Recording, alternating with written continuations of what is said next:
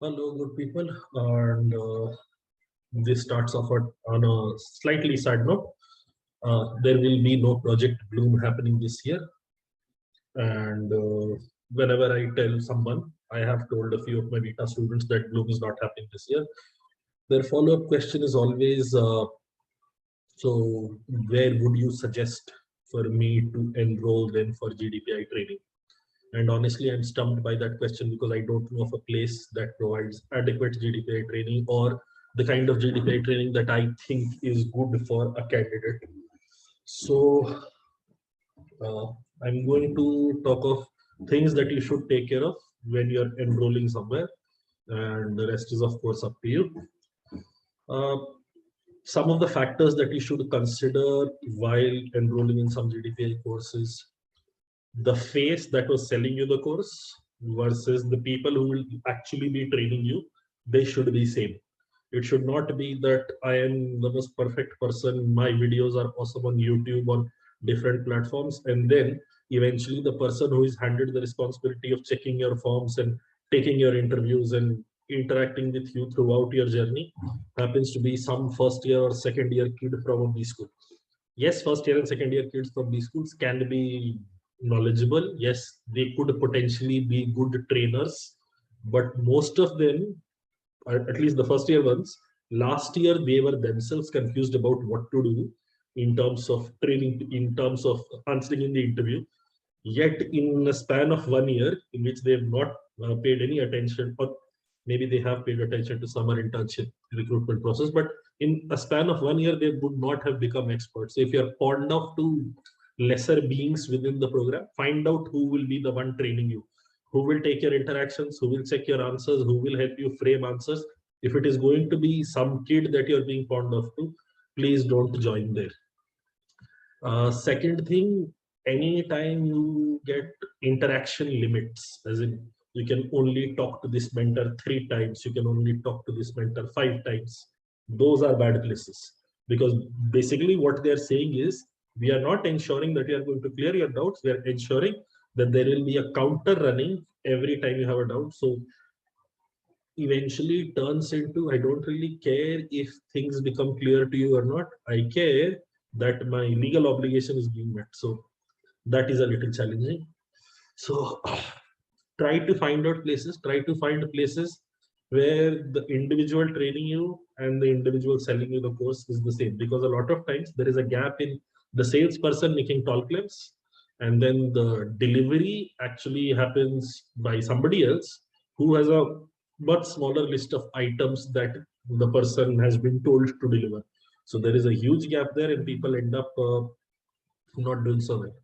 Another piece of advice, I'm sure some of you have scored extremely well. Don't rest your hats just yet. If the exam was tough, it is, yes, it was indeed tough. Some of you did not do well either. So it was of course tough, but the GDPI round is going to be even tougher.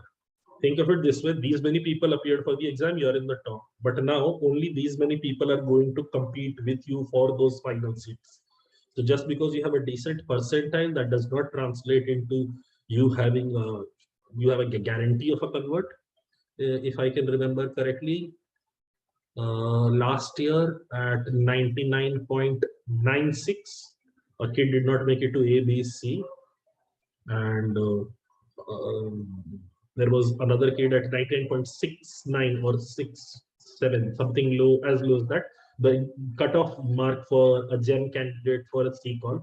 The person had that. He had 4 years of gap on his profile. He was a student for Project Bloom. In fact, right at the beginning of the training, when he had a Calcutta call, the first thing I told him was, given your gap in profile is so huge, don't expect you are going to convert. Yet he put in the effort. He did a lot of things, and eventually he made it to Calcutta in the first list, which is my greatest victory from last year.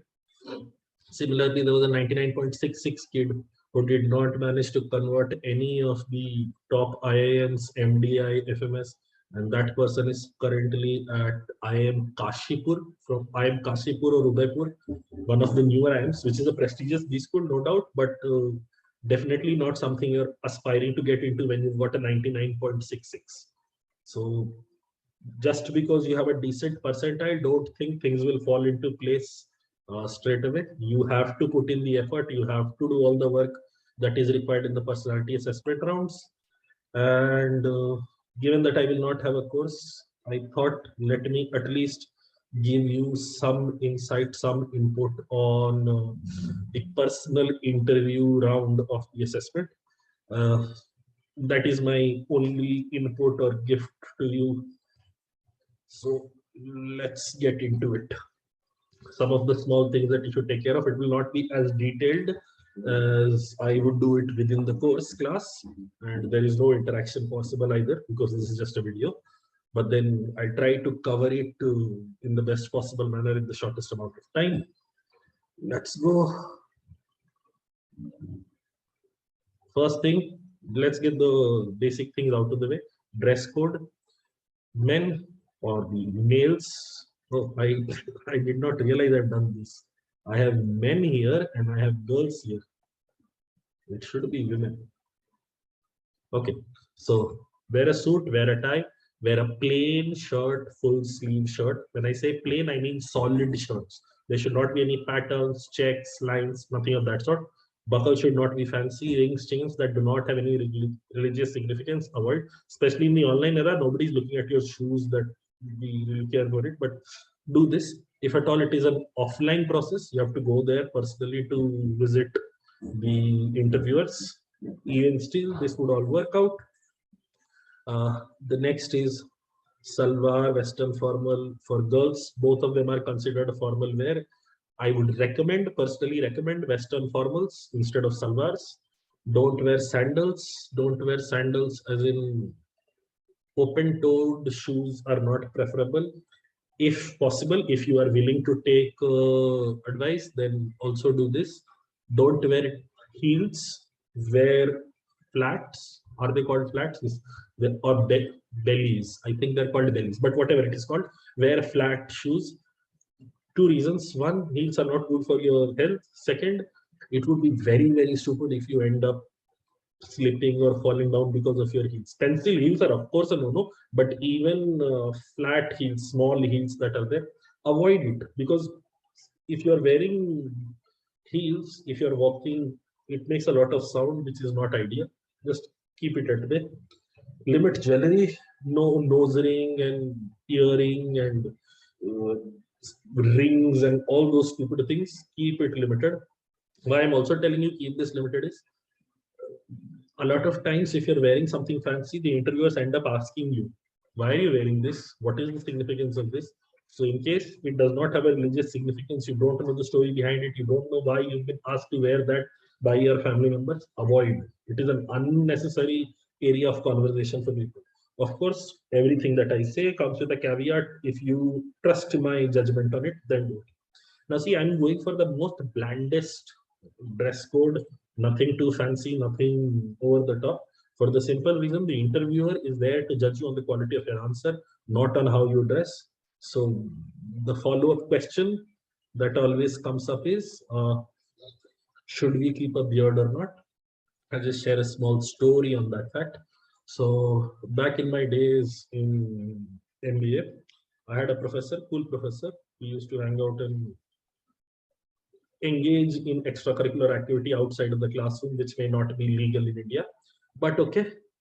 So once while puffing up, I'd asked him, uh, he was on the interview panel of the college. So I had asked him, does it really matter if a candidate has beard or not? Because personally, I don't really mind. Somebody has a beard, if they feel comfortable in beard, okay, be comfortable. But he said even he did not care, but he had talked to some of his colleagues, some of his fellow co-interviewers, and they had come up with a very strong line of reasoning that he could not refute. And since then, I have recommended people, make sure you shave off your beard. The line of reasoning was, the older interviewer said, I really don't care if he has a beard or not, but he knew that potential problems could arise if the person has a beard. If he does not have a beard, there is no downside. If he does have a beard, there is a potential downside. So in a sense, the candidate with a beard, whether well curated, well, everything that has been done properly, It has been trimmed, it has been done, everything has been taken care of. When the candidate walks into the interview room with a beard, effectively the candidate is telling me, I know it could jeopardize my chances of getting selected into your B school, yet the way I look is so important to me that I am not going to compromise on it. And thereby, the candidate places himself at a disadvantage. And now the degree of grilling that the candidate would face would be higher compared to somebody who's worked in clean shaven. It's not like if you have a beard, you will get rejected. It's not like if you are clean shaven, you will get selected. It's not as simple as that. It is not binary, 1 and 0. But yes, your interviewer will make it more difficult for you to impress them if you do have a beard. So recommendation is, of course, shave off the beard. Rest is, of course, up to you. We are all adults. Next thing that you have to take care of is documentation in your file, nice leather bound file. Keep your 5 blank pages and a pen available, not at the top of the sheets that they're going to check, but on the left hand side, keep those things available. Then your exam admit card, whichever exam you've been shortlisted in, NMAT or SNAP or CAT or ZAT or whatever. Then your scorecard, whatever score you've gotten. If at all there is a call letter, also go ahead and do that. Save that.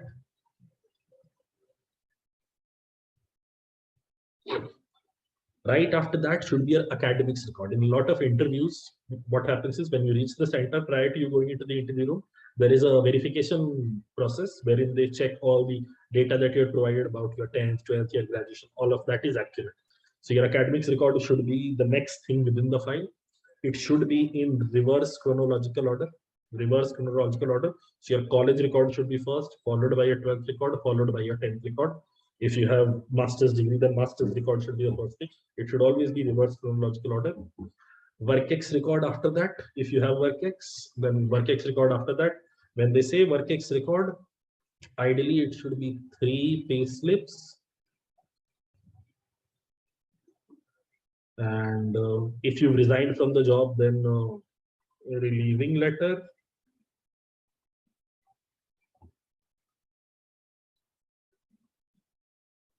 If you're still working, then joining letter.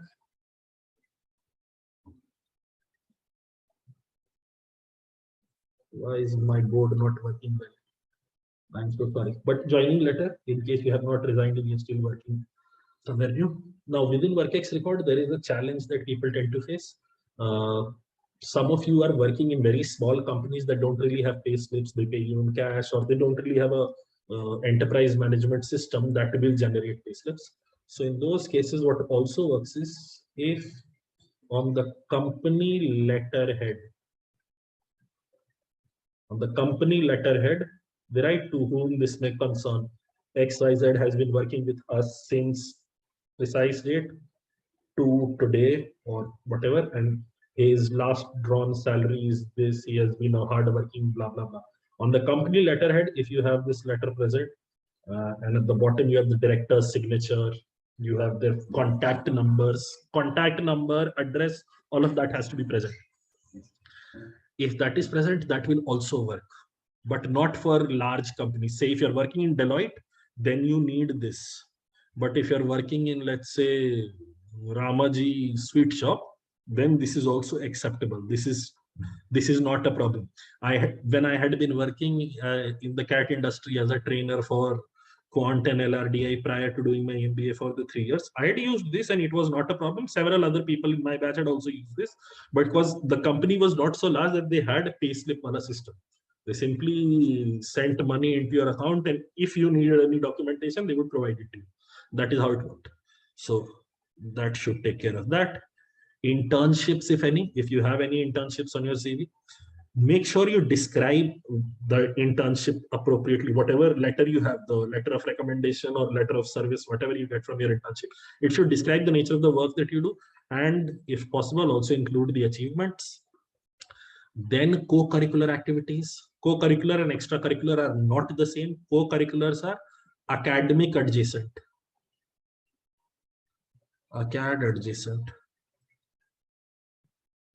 So acad adjacent activities would be debating and let's say essay writing or article writing, like say you're writing for some journal, some newsletter, all of that is co-curricular related to academics. Quizzing, if you're doing, or some Olympiads you've taken part in, all of that is co-curricular. Extra, and again, reverse chronological order, unless a significant award. Let's say in class 10th, you had won a Model United Nations at the national level. If you put that in the front, it is okay. Otherwise, if you won at school level and one at school level in class 10th also, in college level at college also, then the college award comes first. It should be preferably reverse chronological order, unless there is something very, very significant, something national level winner, first place, second place, only that gets to be in the front. Everything else remains in reverse chronological order. Similarly, extracurricular activities would include things like drawing, painting, and dancing, music, sports. All of that is extracurricular. First, co-curricular activity certificates, then extracurricular activity certificates. Then you have your PORs and memberships. Say you were president of some society, or you were member of some society, NSS and NCC and so many other societies, Lions Club. If you have any memberships, any things, put that at the end. Finally, this is a more novel idea. This is something more fun. It was something that a student of mine had done some 3-4 years back when offline interviews were taking place. So she was very good at I forget the art, not origami, something else. Quilling. It was known as quilling. So where does it go? So it seemed very much like origami to me, but it was quilling, wherein you bend the paper into shapes, fancy shapes, and then it was some sort of art. So what she had done was, see, dancing, painting people, dancing or singing people, you can, poetry writing, all those sorts of things can be tested in the interview. They can't give you a sheet of paper and say, okay, make something out of it. So what she had done was, she had taken a sheet of paper with a QR code on it. When you opened it, it took you to a Google Drive, a publicly accessible Google Drive, in which all her quilling work that she had done was present, which was impressive at 2 levels. One, the work was of course impressive. The second, she had the forethought and the foresight of preparing a Google Drive link like that. So in case you have some displayable skill, some displayable hobby, you can possibly go down this path. Now, when we're having online interviews, of course, you wouldn't have a QR code as an option. Maybe you can on a sheet of paper and show them, sir, if you scan this, you will get this. Because interviewers would be interested. Interviewers are always interested. In case they want to know more about your hobby and you say, okay, this is the QR code, go ahead, scan it. You will see some of the work that I've done, some of the paintings that I've created. It is going to be amazing. So not something that everyone has to do, but maybe some people will benefit out of it. Let's go. Let's look at the PI question scope. Let's get to the meaty part of the presentation. Academics, tough questions will be asked about application of concepts you have studied so far in the real world, and if they are applicable to the job you're applying to. It's not. This is a little faulty, but not if they are applicable to the job, but application of concepts in the real world. And cascading format is usually followed here. What I mean by cascading is, they'll start off at something very simple. Then they'll follow it up with something tougher. Then they'll follow it up with something tougher. Then they'll follow it up with something tougher. Only if you give the right answer. So if you end up failing, there is nobody who walks out of an interview room claiming that I've answered all academic questions correctly. If you've done that, you most likely made a mistake that you're not aware of. But they keep taking it to a higher level. If you fail at the 3rd, 4th level, it is acceptable. But if you fail at the 1st level, then it is a problem. So keep your basics in play. Do all that recommended reading, whatever studies you have to do. When I say academics, it is not a night before the exam, I will go through the last 10 years paper and it will work. That is not the academic testing that happens there.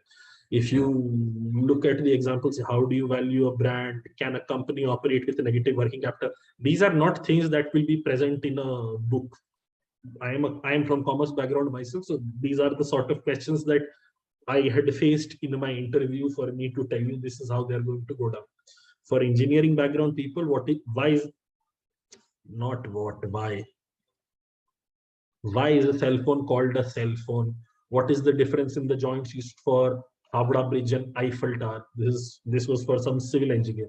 So they're going to ask you for real world application of concepts. So somebody who goes into, I like statistics and I like mm, data analysis along those lines, they're going to ask you lots of stats based questions and then give you a real world problem and ask you, okay, if you were engaging in enterprise resource planning for, let's say, this company, how are you going to measure employee satisfaction using statistical tools at your disposal? They're going to give you a problem like that, because therein you have to use real world skills and also the academic knowledge that you supposed to have accumulated so far. There's also the question, why are people judging us on academics? Because I'm clearly leaving behind the academics, especially engineers. We are clearly leaving behind the civil engineering nonsense for me to get into management. I don't want to do civil engineering. Why do you want to test me on that? It is not so much that they want to ensure that you're a good civil engineer. They want to ensure that you're a good student. So far in your life, academics was something that everybody has gone through. This is the level playing field. Have you paid attention to the academic work that you were supposed to do so far? If you've done that, you're a good candidate. If you've not done that, okay, we'll look for other reasons to select you. But as of now, you are at a disadvantage. Let's go to the next one. Puzzles. Okay, this is not something that happens very commonly. In fact, the IITs and IIM Calcutta, they are specially known for asking puzzles in interviews. It is not like other places can't ask you puzzles. IMT Ghaziabad can ask you puzzles. IIM Indore can ask you puzzles. Ahmedabad can ask you puzzles. Anyone can ask you puzzles. But then the likelihood of puzzles being asked is quite low in other places. At IITs and IMC, they do ask it. In fact, about academics, I forgot to mention one thing. Almost 80% of interviews will have the academic portion. In fact, the higher the value of the B school, let's say A, B, C, they're definitely going to test you in academics. But the lower you go on the value chain, let's say you go to an, with all due respect to SIBM and SMHRD and GIM, those level of B schools. Of course, SIBM and SMHRD are much better than GIM.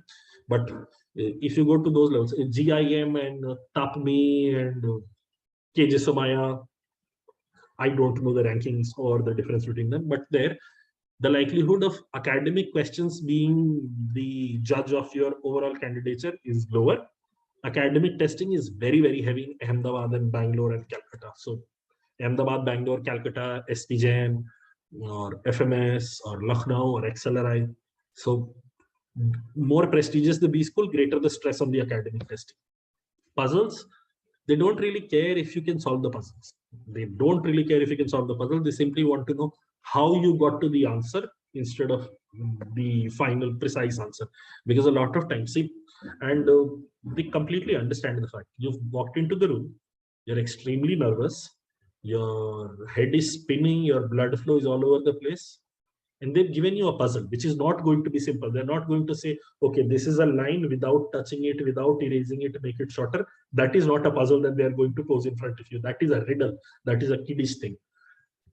For puzzles, what they're going to give you is something more elaborate, something more dramatic, and then expect you to come up with some sort of reasoned argument why you reached whatever answer you reached. They don't care if you reach the right answer. As long as you mention all the assumptions you've taken, as long as you mention all the reasonings that you've taken, you've discussed everything, and you've been logical in your thought process, it is acceptable. I've given an example here. I give the same example every year because this was one of the questions asked to a student in Calcutta. There are 25 horses, among which you need to find out the fastest 3 horses. You can conduct race among at most 5 horses to find out the relative speed. At no point can you find out the actual speed of the horse in the race. Find out how many races are required to get to the top 3 horses. Now, this is a very famous puzzle. If you know the answer to it, awesome. If you don't know the answer to it, you can Google it, you will get the answer. Everything is fine. But if somebody went, let's say you've gone into an interview, you've got this example, you've got this question, and you don't know the answer. If you go, sir, there will be at least 5 races.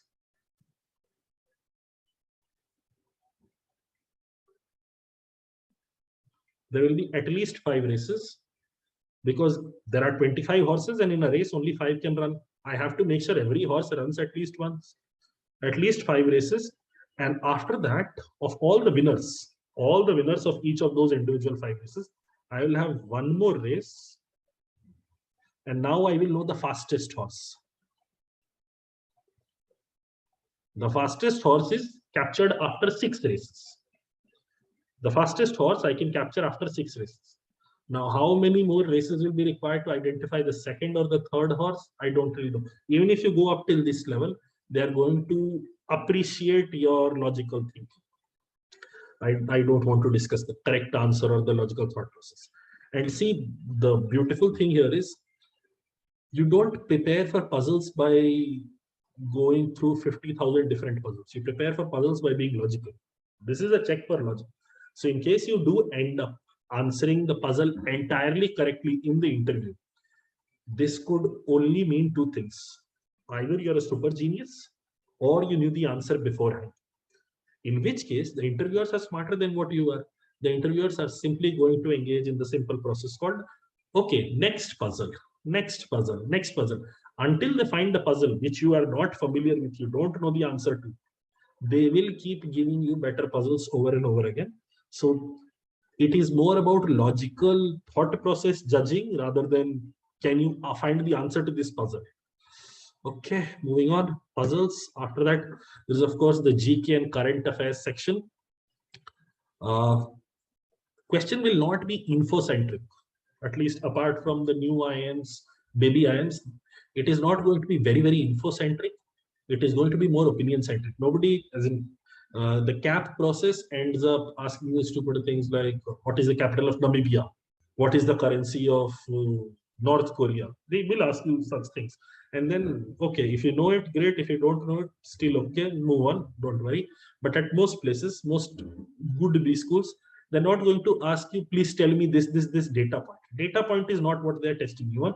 They're testing you on your opinions, because a lot of people are simply empty vessels who memorized and gotten information and are now vomiting it out in front of the panel. They don't really want that. Then they ask you something like, what do you feel was the reason of the repeal of the farm laws? Either you've thought about it, kept track of the news, so there will be some opinions sprinkled in with some data points. In the follow-up, they're going to test you more on your opinion. Oh, you think that because of the upcoming elections, the government has taken this step. It has nothing to do with the agitation happening for over a year. Then you would have to go into a deeper discussion of why you think the timing of the repeal, all of that. The Delhi elections are coming up. You can bring in an additional angle. They can ask you things like that. Similar questions that you can potentially think, or do you think the current governor of RBI is taking adequate steps to revive the economy? It was deliberately framed this way to simply get it out of the person. Do you even know the governor of the RBI right now? Do you or do you not? So if you know the answer, if you understand monetary policy, if you understand fiscal policy, and then you are able to highlight what all changes have happened in the recent past, whether it is working to the benefit of the revival of the economy or not, so on and so forth. It is more opinion centric than info centric. You may not be the most knowledgeable person, but you have to be a person who is aware of things happening around you. You don't need to know every single data point. What is the tallest building in Madhya Pradesh? You don't know is okay.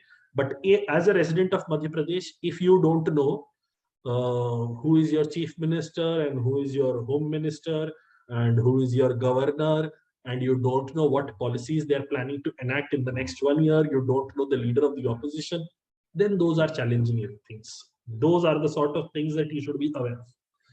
Similarly, another opinion-based question, should we have a two-party system in India like most other developed nations? Say USA has a two-party system, UK has a two-party system. In India, we have multi-party system, and thereby we end up having something like coalition governments, which is very unheard of in most other countries. Now, there is also the angle of when these questions are opinion-centric, does it matter if my opinion aligns with that of the interviewer? Not really. The interviewers, at least the good interviewers are the best places, would not really care if you think like them or not. They will care if you're being logical in your thought process. So let's say, do you think Prime Minister Modi's reign has been good for the nation? And you end up listing out, these were the promises made in the manifesto, these were the claims made, and this is what has been delivered so far. The good that Modi has done in this and this, the bad that Modi has done is this and this, and finally I think overall it has been good or overall it has been bad. They don't mind. But if you follow it up with, no, Modi has been extremely bad, Modi has done nothing that he promised, I have not received 15 lakhs in my bank account, what sort of leader is Modi? Modi should be taken out. Let's give Rahul Gandhi a chance. Rahul Gandhi looks so cute. If you say stupid stuff like that, then they're going to judge you. Even if I'm a Congress supporter and you say, when you proclaim your loyalty and affection towards Congress, if you make stupid points, you will be negatively marked. It is not so much your opinion, what your opinion is, which side of the table you lie, how you got to that opinion. Say, Arvind Kejriwal, do you think has been a good politician? Do you think what was the Andolan? Bhrashtachar, no, something I forget. The genesis for Arvind Kejriwal coming into national consciousness. I forget the Andolan, but do you think the objectives of that have been met? It is going to be more opinion centric, and you are expected to be well read rather than juiced up on some data points given to you in a compendium from somebody. Then again, if you notice all these three sections, it is highly unlikely anyone else can help you with it. You have to study your own academies. You have to prepare for puzzles and be logical and think logically on your own. In fact, puzzles is something that is so wonderful that you generally can't prepare for. It will be something that you have built up over a lifetime. Otherwise, it will be challenging for you. Next, the GK and current affairs, it is something that you have to study. Yes, people can take classes. Yes, people can give you information bulletins. But then, given that the questions are not about data points, the questions are about opinions, you have to read them with a little bit of conscious decision making happening simultaneously. So there will be a lot of work that you have to engage in. Somebody taking GK classes for you is not going to cut it for you. Okay, let's get to the fun part, the HR questions, the portion where external help can provide you with the best sort of assistance. The four most critical questions are: tell us about yourself, why MBA, strengths and weakness, long and short-term career goals. I'll go through every question in short. Tell us about yourself. Give them an interesting story. The most boring answer is, hello, my name is ABC. I graduated from my college in 2019. I did BCom honors. I did this, I did that. I scored this many marks in 10th. I scored these many marks in 12th. While every statement made is accurate, it is extremely boring. Think of it from the perspective of the interviewer. They're going through several candidates in a day. If they end up if you end up being boring and skippable, that really impacts your chances adversely. So in case, go ahead, hello, my name is this. Give them something interesting about you. Give them the life story of your life, how you've come to be where you are. Say you graduated in 2019. After that, you must have taken up a job. Why did you take up that job? No other job, or in your job, it has been a revelation. I've learned so much about the practice that I'm doing and the additional skill set. I realize the value of organizations. Don't create a story. Explore yourself. Find out something interesting that people will remember you by. If you end up being the person who says, hello, my name is blah and blah, you're so forgettable. The next person, when he walks in, that is the person that gets your attention. You don't have a recall value. So keep something interesting there. Secondly, when they say why MBA, and these two questions are pretty much linked. I'm sure all of us, like Marvel superheroes, have an origin story. We originated at some time. From then, we've lived our life so much. This is where we are. This is our present point. This is our present point. When they're asking you why MBA or long-term and short-term career goals, see, up until now, you took science or commerce or this or that. Everybody understands and realizes in India, you're pretty much a baby and your decisions are not really your decisions. People have been guiding you and forcing you to make decisions. I'm sure a lot of you did not want to take science, wanted to take up something else, or a lot of you did not even want to study, but you had to. But the expectation is now that you're coming for a post-graduation course, you're coming for an adult course, you've turned into an adult and you have some idea of where your life is going. You will have some semblance of reasoning present for why you want to do an MBA instead of MBA करने के बाद बहुत अच्छी salary मिल जाती है इसीलिए MBA करना चाहते हैं. That is not an acceptable reason, because in order to get good money you can do so many other things. You can get into journalism, you can get into lawyering, you can get into so many other fields. You can get into aviation, you can get into YouTubing, you can do so many other things. Why do you think MBA is beneficial for you? Your personality type, whatever you want to achieve.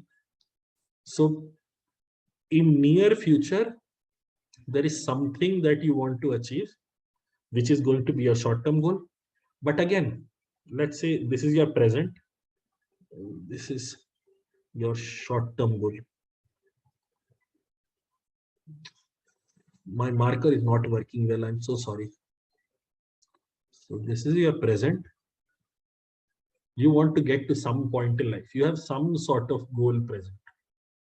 Now this goal, when you work it backwards, will help you identify what your short-term milestone should be like. If in the long run, I want to start my own e-commerce venture, my short-term goal cannot be, I want to practice piano all day. Or if my long-term aspiration is to get into the world of investment banking, my short-term goal cannot be, I want to be placed in an FMCG company selling soaps and shampoo. What your short-term goal is, how you see, basically nobody has, as in your long-term goals are not going to incidentally happen one day. They're going to be a series of small steps. What those series of small steps are would be defined by what your long-term goals are. So always talk of your long-term goal first. Now, when they ask you why MBA, they don't really want type of MBA. MBA opens up your mind, helps you see things in a new light, freshens up your perspective. They know why MBA is awesome. They're asking, how do you think MBA is going to help you bridge your gap from where you are to where you want to reach? I'm going to work it once more just to show you what exactly it means. In order to reach your goal, there are multiple paths present.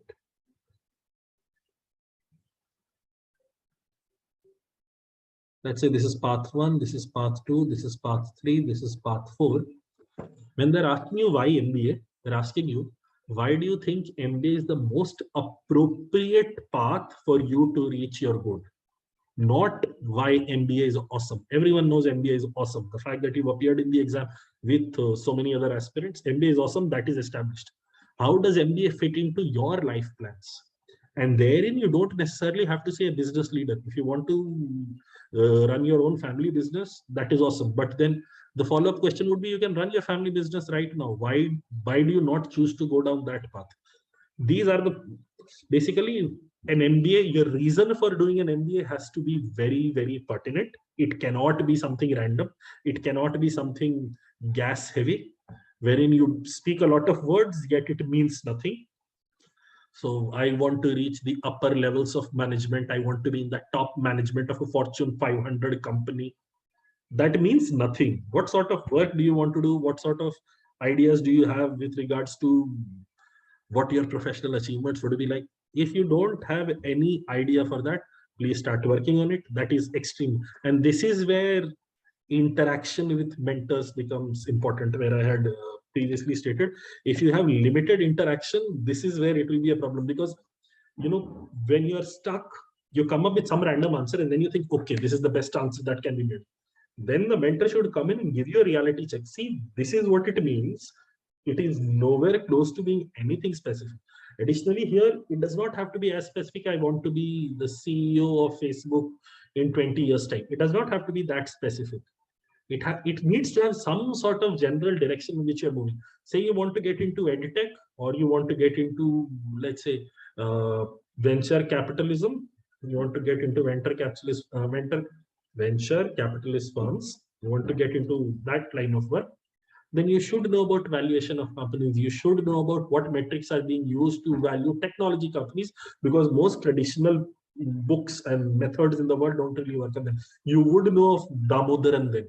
If you want to get into advertising, you need to know Ogilvy, the father of advertising. If you don't know that, and then you say, I want to get into advertising because advertising seems cool, then the person knows this is a pipe dream. This is not really a goal that this person is working towards. This is a pipe dream. Of course, puts you in very poor light. Your why MBA answer, go back. Your why MBA answer and your long-term and short-term career goals answer should always start with your long-term goal and then work your way backwards, then mention your short-term goals, then mention how do you think your MBA will help you achieve those goals, and be very, very specific and very, very unique to what you want to do with it. Don't go into how MBA helps make the world a better place. MBA is awesome. We are not here. The interviewers are not there to discuss why MBA is awesome. They're teaching you for MBA. So they know MBA is awesome. They're there to check whether you have clarity of mind about why you want to do an MBA or not. This is majorly done for the simple reason. See, for a lot of us, sadly, getting into the B school is the aim right now. What we do after we get to the B school, we don't really know. We'll figure it out later.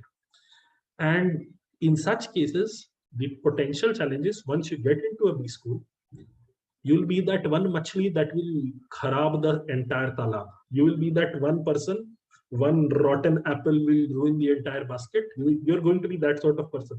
In case you get into a B school and then you realize, okay, I don't want to do, this is not what I had signed up for. And trust me, for a lot of you, that is what will happen. We think MBA of something prestigious and life affirming. Not really. MBA is at least in most B schools, MBA is nothing but glorified placement agency. But okay, we'll talk of the drastic, harsh realities, or we will not, but drastic, harsh realities of life will hit you later in your face. So once you get into an MBA program and then you lose the luster for hard work, then it is going to be a problem for people managing that campus, and therefore they want people who have some sort of direction. If you have some sort of goal, if you have some sort of direction, the likelihood of you deviating from it or not working after coming to the B school is lower, which makes you a more alluring candidate to the B school. Within strengths and weaknesses, people have lots of fancy words in strengths and weaknesses. Please avoid fancy words. Whatever strengths and weaknesses you identified, just make sure you have 3 examples of each ready. 3 examples of each strength and each weakness. Now, within weak strengths, people are generally good at.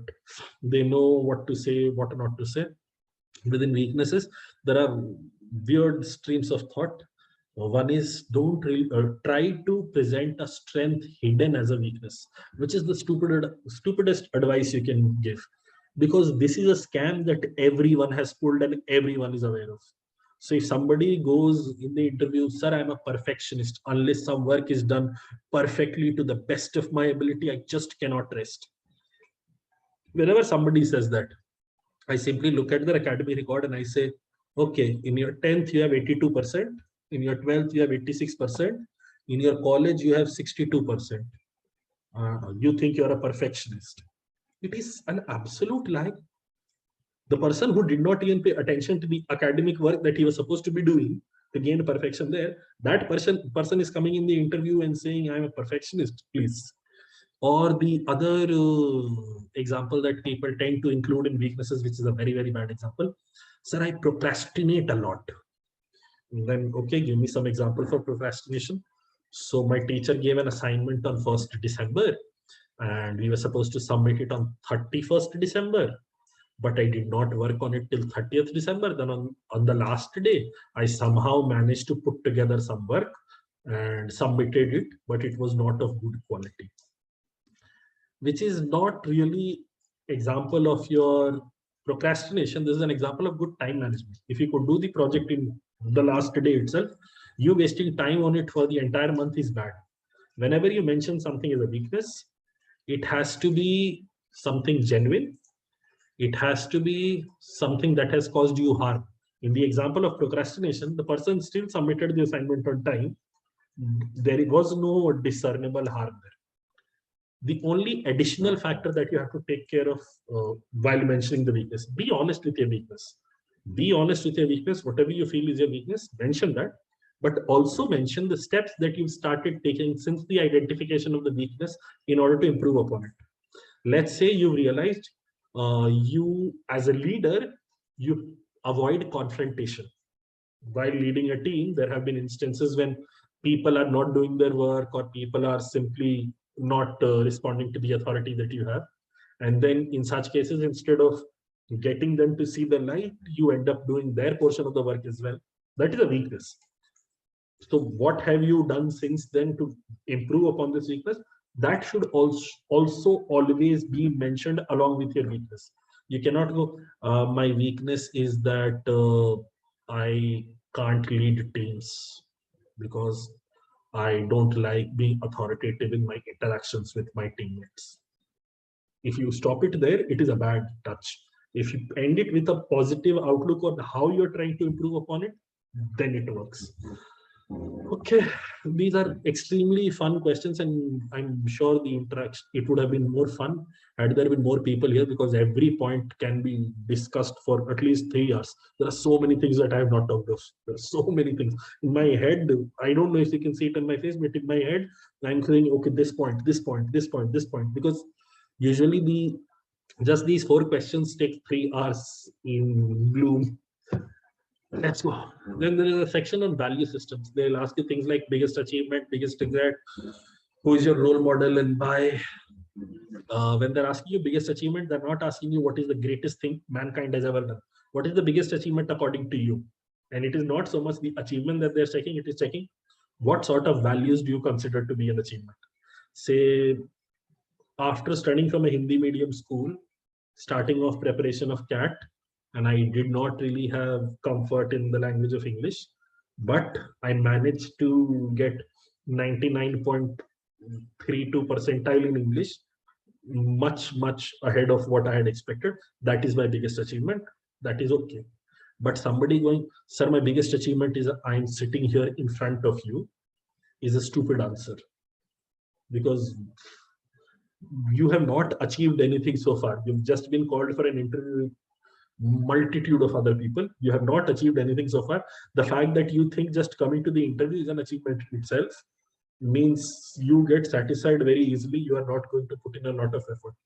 So it could be you coming first in some cycle race. It could be you organizing an event in your college. It could be you winning some national level debate. It could be anything. But this question is designed to judge what do you think has been your greatest achievement and why do you think it is your greatest achievement. It wouldn't say why, but the expectation is it will be touched upon during the course of the discussion. Similarly, biggest regret, what they want to check via this is what do you value, followed by something that happened in your past.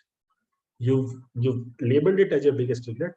If you've learned from it, what have you done since then to avoid such a situation all over again? So somebody claiming I did not study. This is an engineer's only example. I did not study adequately hard for my IIT JEE entrance exam and I could not make it to a good IIT.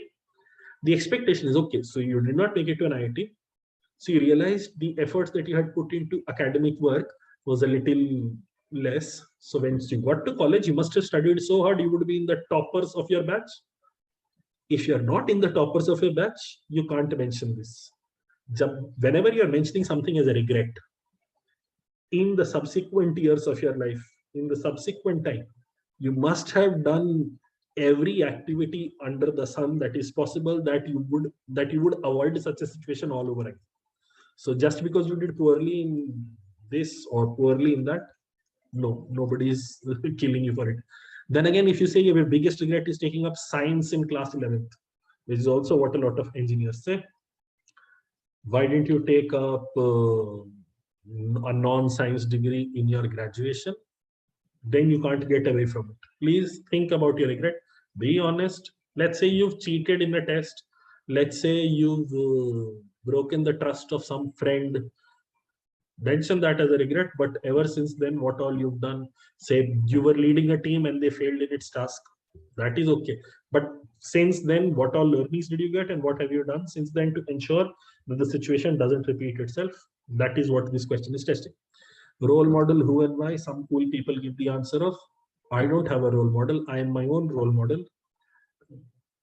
That is such a stupid answer. It does not have to be that you have to emulate their life and you have to become exactly like them.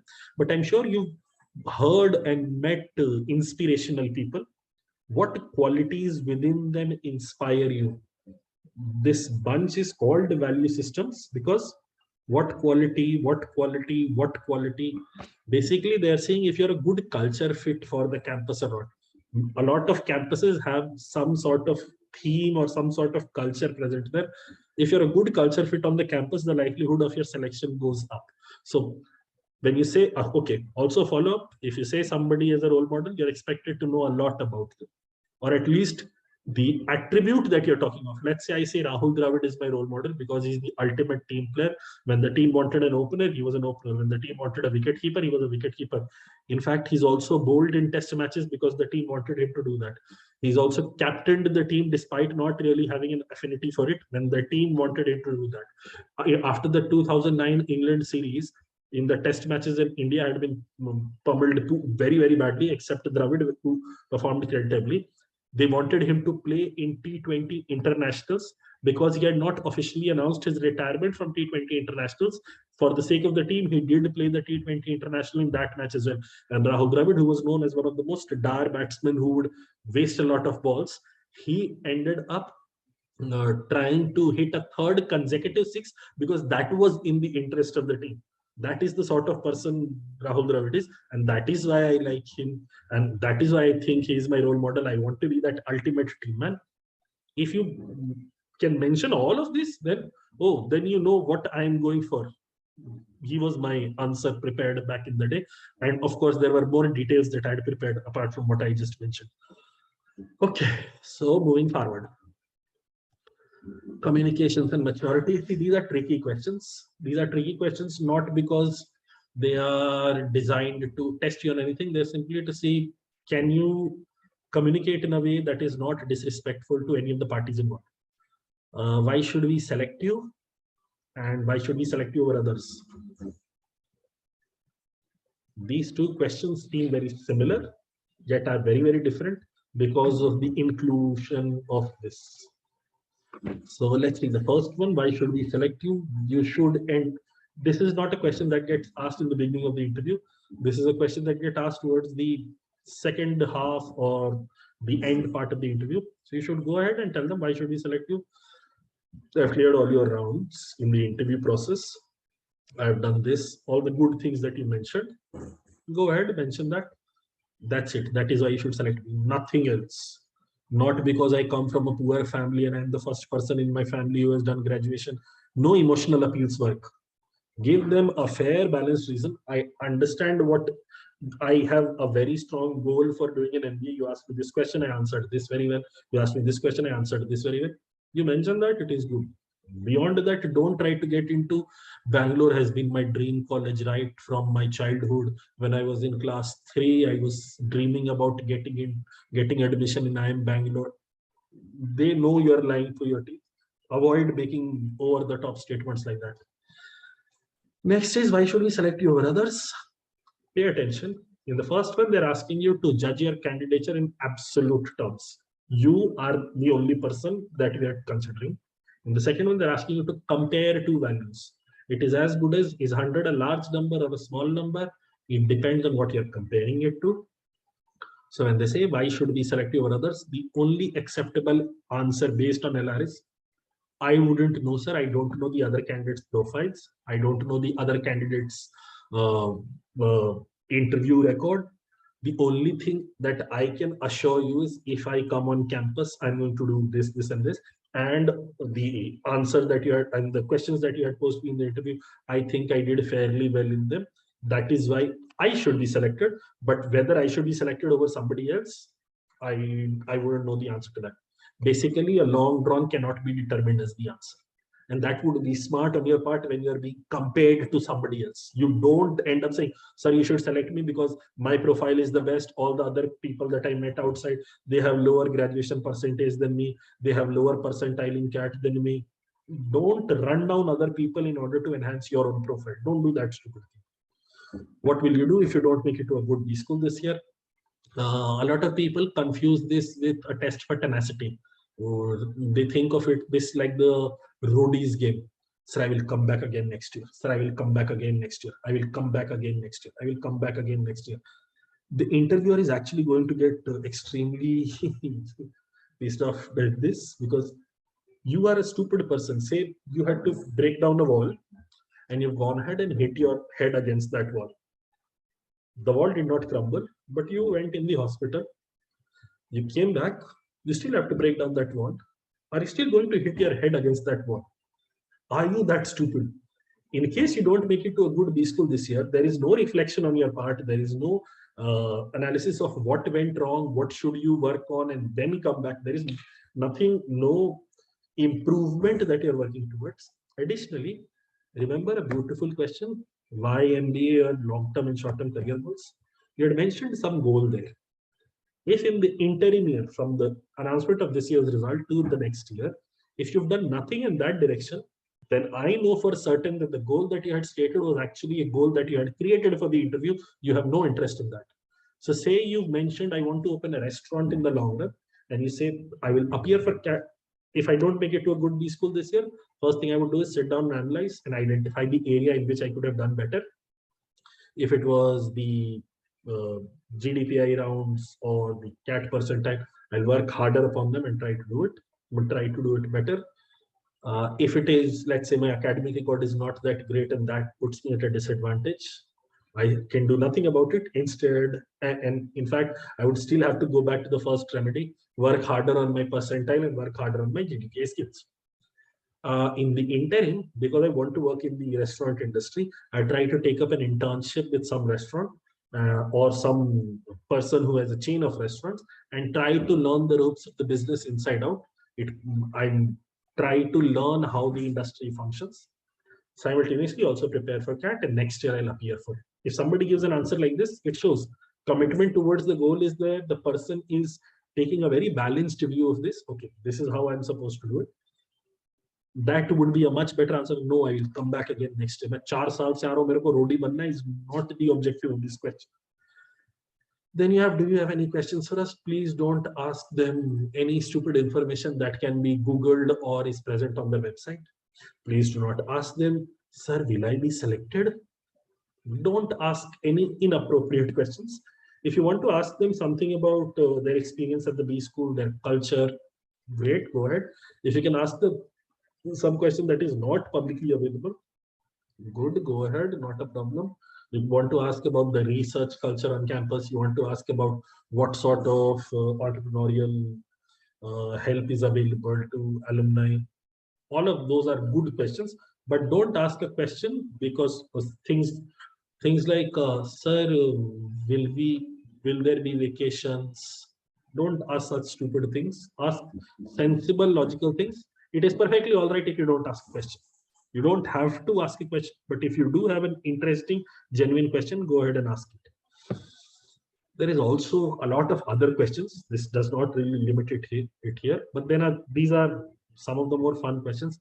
Ethical dilemma, it has to be something between two positives you're choosing. It cannot be, should I steal my sister's tiffin or not steal my sister's tiffin? If you have an ethical dilemma in these two things, then you are a very, very challenged person. It has to be, should I help my friend in the test? Because let's say I have a friend, his father hits him if he does not perform well in the test. He was missing yesterday's class, and he was missing school the last week because his father had blah, blah, blah, hit him. He was unwilling to complain. Now in the test that is happening, should I help him cheat or should I not help him cheat? If I help him cheat, he will avoid beatings from his father. But if I do help him cheat, this is unfair to the rest of the kids. And it is not like I have the option of going up to the teacher and complaining right now. Right now, I have to decide, I'm in the middle of the test. Do I help him cheat or do I not help him cheat? That could be an ethical dilemma. But you going, I had my exam tomorrow, and UEFA Champions League match was happening at 2:30 in the night, and my mother had kept the room open in anticipation that I will be studying for the exam. But then I was thinking, should I watch the match? If I watch the match, am I cheating my parents? If this is really your ethical dilemma, then your it is not an ethic. It has to be a choice between two good things. It cannot be a good thing and a bad thing that you're confused with. Okay, what will other students learn from you once you are on campus? You have to showcase what are your collaborative skills. What are some of your personal goals in life, not professional? Make sure this, when they specify personal, only then do you talk of personal goals. Say if they ask you your long-term career goals and you say, I want to have a house and my family should be taken care of and I can provide for education of all my children. That is not your career goal. That is your personal goal, not your career goal. So when specifically they ask you for your personal goal, only then go down into your family and other extracurricular pursuits that you want to have. What are some managerial traits that you can think of related to your domain of interest? Domain of interest here would mean, say, operations or marketing or finance or HR or systems or IT, whatever area that you are planning to do an MBA in, if at all you have an area identified. People with more than 2 to 3 years of work ex, people, you need to have a domain of interest ready. You cannot walk into the interview room thinking, I will explore after I come to a college. That will not be taken very nicely. Why are you switching your domain in career? Okay. Some people are, in fact, a lot of people are IT engineers planning to get into MBA and then do marketing or finance and blah, blah. In fact, some people are also asked, you've taken up science 11th and 12th now, then you went on to do commerce, now you're coming to do an MBA. Why all this change? Why do this and that? Basically, they're asking every time that you made a switch, was there a logical reason or were you being swayed by popular opinion? Just because somebody said go down this path, you did that, you did this, you did that. Okay, this video is already gone over an hour, so I'll have to rush it. Sorry. Why do you have a poor ACAD or ECA record? You'll have to answer honestly and not give excuses. Put your head down and then see if you have a poor ACAD record, at least impress them in the academic testing part. Then they'll see, okay, he may not have done well when it came to obtaining marks, but at least he has the clarity of mind and thought process in play that he can put in the effort to study. So these are all these things. You see, final thoughts, because I will not be personally training any of you this year. Think of some 15, 20 interesting stories from your life that you would feel most comfortable talking about.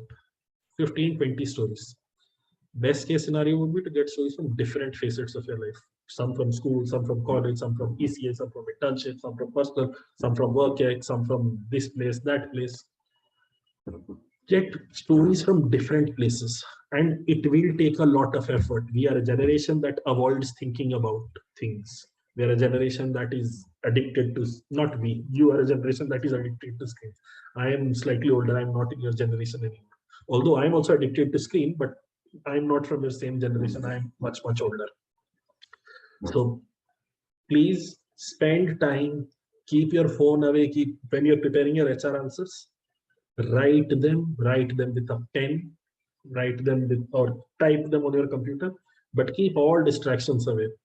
This will take a lot of time, a lot of effort. It will perhaps drain you in a way that you have never experienced before. And it is going to be, initially it is going to be tiring, but then later on it is going to be very, very revitalizing when you realize, oh my God, what all have I learned in my life? I have become so awesome. If you do it right, of course. Write elaborate answers, very wordy, very large answers. Try to go into as much detail as you can, because once you have a lot of detail, wherever you do end up enrolling for GDPI, or even if you do it yourself, cutting it down to size is acceptable. We can do that. But if you've written a 2-line answer and then you have to write a 150-word answer, nobody can expand it for you. So write large answers. My personal recommendation to people is every question should have at least 1,000-word answer. 1,000-word answer. And then you cut it down for individual forms to 350 words, 200 words, 150 words, depending on where you're planning to go there. Always do a spell and sense check before submitting answers anywhere. At least have it reviewed twice or thrice, once by your mentor that you're working with, and of course, first with your friends, smart people, seniors, or even college students would do. But then the final thing should go through the person you trust the most, the person who is aware of everything that is happening, not some kid. Because a lot of B school mentors, see, what I've talked of is the perfect interview candidate, things that you have to take care of. Not a lot of them, not all kids are perfect interview candidates. They have gotten into the B school after making the dumbest of mistakes in the interview round as well. Now, that person may not be smart enough to realize the dumbest mistake they made could entirely cancel the candidature of somebody else. So let's say a kid who had a great academic record and a good, decent CAT percentile, and in the interview ended up saying random things, but made it to a good B school, compared to you who has a decent CAT percentile, but poor academic record saying the same random things, you will get rejected. So don't equate. If that worked for this person, this will work for me also. There are so many factors at play. It becomes entirely impossible to make perfect peers. Okay. Sense check is absolutely necessary. If they're asking you why MBA, don't give them reasons for MBA from your prestigious colleges. Prestigious college will open doors unheard of till today. Don't say stupid things like that. Absolutely useless. That will be all. Okay, bye. I'm sorry I exceeded the 1 hour time limit I had imposed upon myself. Bloom is not happening this year. Sorry. Bye bye.